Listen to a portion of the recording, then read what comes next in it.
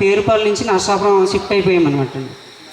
Shift అయిపోయి అప్పుడు ప్రభు నన్ను ఏం చేయమంటావు, ఎక్కడికి వెళ్ళమంటావు అంటే ఆయన తొందరగా సమాధానం చెప్పలేదండి. ఇక్కడ పలానా చోటుకి వెళ్ళని వెంటనే చెప్పలేదు. కానీ నేను సంఘం అయితే మానేశాను, కానీ నా భార్య అయితే సంఘం మానటానికి ఇష్టపడలేదండి. సంఘం ఎప్పుడైతే మానేశానో సంఘస్థులందరూ, సంఘ పెద్దలు, విశ్వాసులు, నేను పనిచేసిన సంఘాలు అందరూ కూడా నన్ను ఒక శత్రువుని చూసినట్టు చూస్తున్నారనమాట. ఒక వెలివేషను చూసినట్టు చూస్తున్నారు. ఇదేంటి ఇప్పుడు వరకు సంఘాన్ని నడిపించాడు, మనకి వాక్యం చెప్పాడు, ఇప్పుడు సంఘం దేవుడి మానమన్నాడని ఏ పిచ్చి పిచ్చి చెప్తున్నాడు అన్నట్లుగా వాళ్ళందరూ నన్ను వ్యతిరేకంగా మాట్లాడేసరికి నేను దేవుడు మాటే ముఖ్యం అన్నట్లుగా నేను నిర్ణయం తీసుకున్నాను. నా భార్య నమ్మనంటే నమ్మనందండి. నేను నమ్మను, నేను ఆర్సీఎంలో పుట్టాను, ఆర్సీఎంలోనే ఇదైపోతాను అన్నట్లుగా మాట్లాడితే, సరే అయితే నీ ఇష్టం, నువ్వు సంఘానికి వెళ్తే వెళ్ళు, నేనైతే రాను, నాకు ఖచ్చితంగా చెప్పాడు దేవుడు, అనేక నిర్ధారణలతో నన్ను రుజువు చేశాడని చెప్పినప్పుడు ఆవిడ కోసం నేను ప్రార్థన చేయగా దేవుడు ఆవిడతో కూడా మాట్లాడారండి. ఆవిడతో మాట్లాడి ఆవిడని కూడా సంఘాన్ని విడిచిపెట్టమన్నారండి. విడిచిపెట్టమంటే అప్పుడు ఆమె నిర్ణయం తీసుకుని ఆవిడకి 2 సార్లు చెప్పారండి దేవుడు. 2 సార్లు చెప్పినప్పుడు ఆవిడ ఇంకా నిర్ధారించుకుని ఆవిడ కూడా సంఘాన్ని విడిచిపెట్టేసింది అనమాట అండి. విడిచిపెట్టేసింది, కానీ ఎక్కడికి వెళ్ళాలో త్వరగా చెప్పలేదు. ఆవిడికి చెప్పారు, పలానా సంఘానికి వెళ్ళని ఆవిడికి చెప్పారు.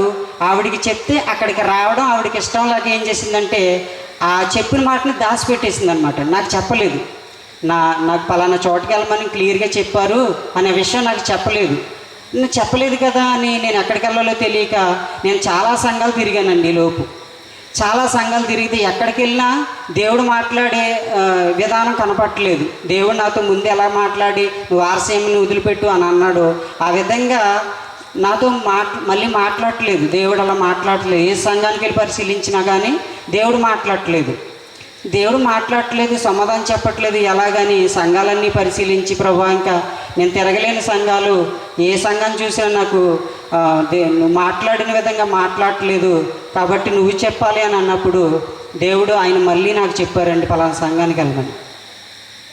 అప్పుడు విజయరాజు నాన్నగారిని క్లియర్గా దర్శనంలో చూపించి నువ్వు ఆయన దగ్గరికి వెళ్ళమని చెప్పారండి.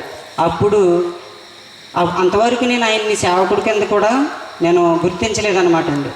ఆ సంఘం అంటేనే నాకు ఇష్టం లేదు అసలు. ఆ సంఘస్థులన్నా, సంఘ విధానాలన్నా నాకు అస్సలు ఇష్టం లేదు.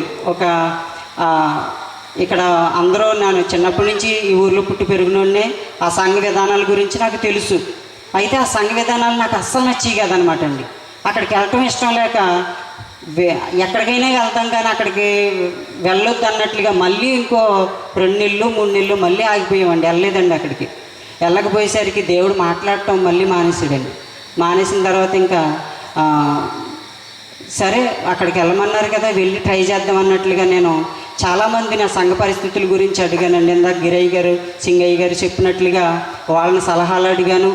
ఇక్కడ యేసురాజు గారిని, అలా యేసురత్నం గారిని, యమానేలు గారిని, వీళ్ళందరి సలహాలు తీసుకుని అసలు నిజంగా దేవుడు మాట్లాడతాడు అక్కడ, ఆ సంఘ విధానాలు ఏంటి మరి అలా ఉన్నాయని చెప్పి నాకున్న డౌట్లు వీరి ద్వారా కొంచెం క్లారిఫై చేసుకుని అంత నిర్ధారణ చేసుకుని సరేలే ఇంకా దేవుడు మాట్లాడతారని వీళ్ళందరూ చెప్తున్నారు కదా, మనం కూడా వెళ్ళి అన్ని సంఘాలను పరిశీలించేసాం కాబట్టి మనకి చాయిస్ అంటూ లేదు, ఇంకా అక్కడ కూడా వెళ్ళి అక్కడ కూడా పరిశీలించి ఆ తర్వాత మనం నిర్ణయం తీసుకుందాం అన్నట్లుగా నా భార్యను ఒప్పించి నేను అక్కడికి ప్రార్థనకి వెళ్ళటం జరిగిందండి. వెళ్ళిన తర్వాత నాకు దేవుడు మాట్లాడి నేనే ఇవన్నీ చేశానని చెప్పి క్లియర్గా చెప్పారనమాట అండి. ఏవన్నీ చేశారు? పేరుపాలెం నుంచి నిన్ను తీసుకొచ్చింది నేనే. నా భార్యను కోయిట పంపించానండి. కోయిట పంపిస్తే 1 నెలకే ఆమె మళ్ళీ తిరిగి వచ్చేసింది. ఆ విషయం కూడా నేనే ఆమెను తీసుకొచ్చేసాను. నేనే నిన్ను పేరుపాలెం నుంచి ఇక్కడికి రప్పించాను. నేనే ఆ సంఘాన్ని నిన్ను విడిచిపెట్టమన్నాను. నేనే అక్కడికి పంపించాను అని చెప్పి అన్నీ నేనే చేశానని అక్కడ సమాధానం దొరికిందండి నాకు. దేవుడు అక్కడ క్లియర్గా చెప్పారండి. అప్పుడు ఇంకా దేవుడు అక్కడ మాట్లాడేసరికి ఇంకా అక్కడ నేను స్థిరంగా అక్కడ ఉండటం జరిగిందండి. అక్కడికి వెళ్ళినప్పుడు అప్పుడు నాకు జుట్టు లేదండి. జుట్టు లేకపోయేసరికి అక్కడికి వెళ్ళాక మరి నాకు జుట్టు పరిస్థితి ఏంటి ప్రభు, మరి నాకు జుట్టు లేదు అన్నప్పుడు దేవుడు నేను జుట్టిస్తాను అని చెప్పారండి. అలా 2 సార్లు చెప్పారండి, జుట్టిస్తానని.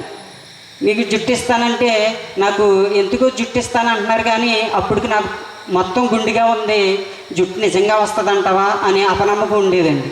ఆ అపనమ్మకంలో నేను ఏమనుకున్నానంటే, నిజంగా జుట్టు ఇస్తాను అంటున్నాడు కదా దేవుడు, నిజంగా వస్తే నేను ప్రార్థన పెట్టుకుని సాక్ష్యం చెప్దాము అని మా భార్యాభర్తలిద్దరం అనుకున్నామండి.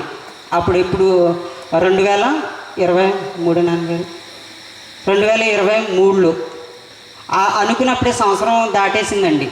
దాటేస్తే మొన్న జుట్టు పూర్తిగా వచ్చిన తర్వాత అప్పుడు మళ్ళీ దేవుడే మాట్లాడి ప్రార్థన పెడతా అన్నావు కదా, జుట్టు వస్తే మరి ప్రార్థన పెట్టమని ఆయనే గుర్తు చేశారనమాట అండి. నేను డిసెంబర్లోనూ నవంబర్లోనూ పెడదామని అనుకుంటున్నాను.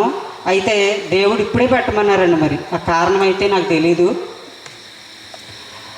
ఇప్పుడే పెట్టమని దేవుడు చెప్పినప్పుడు నాన్నగారితో దేవుడు ఇలా చెప్తున్నారు నాన్నగారు అండి అని అంటే, సరేలే నువ్వు డబ్బులు అవన్నీ అరేంజ్ చేసుకున్నాక చెప్పు, ఏదో రోజున పెడదాంలే అని అన్నారండి. అంటే మొన్న శుక్రవారం నైట్ మరలా దేవుడు దర్శనమిచ్చి, శనివారం మాకు ప్రార్థన ఉంటుందండి చర్చిలో, ప్రతి శనివారం ఉంటుందన్నమాట. ఆ ప్రార్థనలో మళ్ళీ నాన్నగారికి చెప్పమన్నారండి దేవుడు. అప్పుడు ఆ ప్రార్థనలో నాన్నగారండి మరి మీటింగ్ కోసం ప్రార్థన చేయండి, పెట్టాలనుకుంటున్నాం కదంటే అని ఆయనకి చెప్పినప్పుడు ఆయన ఈ డేటు ఈరోజు నిర్ణయించి పెట్టారనమాట అండి. ఆదివారం ఆ శనివారం నైట్ డేట్ ఫిక్స్ చేశారండి.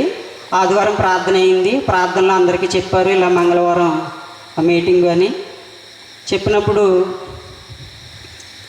డేట్ అనౌన్స్ చేశారు. మా దగ్గర అయితే అమౌంట్ 10,000 ఉన్నాయి. 10,000 ఉంటే మరి ఏంటి నాయనా మరి డబ్బులు అయితే తక్కువగా ఉన్నాయి, మరి మీటింగు తొందరగా అయితే నిర్ణయం చేశారని అంటే, పలానా ఆయన డబ్బులు ఇస్తారు అని ఎవరు డబ్బులు ఇస్తారో ఆయన్ని దేవుడు చూపించారండి. పలానా ఆయన డబ్బులు ఇస్తారు తీసుకోమని చెప్పారండి. నేను వెళ్ళి ఆయన్ని అడిగినప్పుడు ఆయన దేవుడు అన్నట్లుగానే ఆయన డబ్బులు ఇచ్చారండి. అలా తర్వాత ఆదివారం సాయంత్రానికి ఫుల్గా మేఘం పట్టేసిందండి. డేట్ అయితే ప్రకటించేసాం, అందరికీ చెప్పేశారు.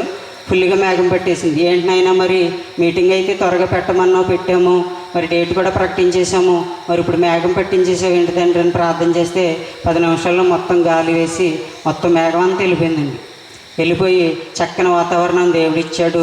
ఈ మీటింగు మరింత ఘనంగా దేవుడే జరిపించాడండి మొత్తం ఈ మీటింగ్ అంతా కూడా. అయితే ఆ రక్షణ సాక్ష్యము అదండి నాది. కాబట్టి దేవుడు అలాగ నేను ముందైతే నమ్మలేదు దేవుడు అలా మాట్లాడతాడని. కానీ అక్కడికి వెళ్ళిన తర్వాత నాకు ఈ మేలు జరిగింది బట్టి నేను ఈ ప్రార్థన అయితే అరేంజ్ చేశానండి.